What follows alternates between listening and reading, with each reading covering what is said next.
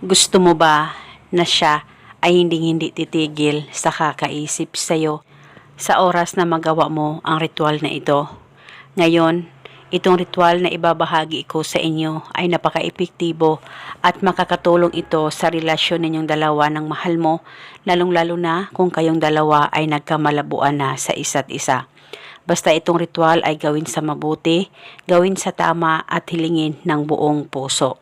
At paniguradong manumbalik ang pagmamahal ng partner mo sa iyo kung kayong dalawa ay nagkamalabuan na talaga sa isa't isa.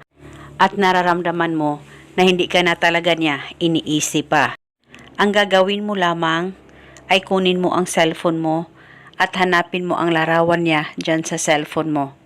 Titigan mo ng maigi ang larawan niya, pakaisipin mo siya, mag-focus at mag-concentrate ka at ibulong mo ang mga salitang ito. Pangalan at apelido. Ikaw ay hindi titigil sa kakaisip sa akin kahit nasaan ka man naroon ngayon.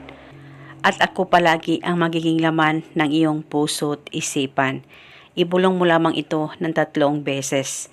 At pagkatapos ay halikan mo ng 1 beses ang larawan niya dyan sa cellphone mo.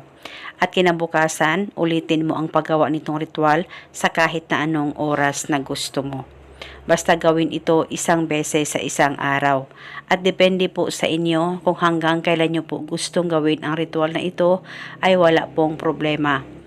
At paniguradong hindi makakatigil sa kakaisip sa iyo ang mahal mo kahit anong busy niya o kahit ano pa ang gawin niya ay ikaw palagi ang uunahin niya at aalahanin niya.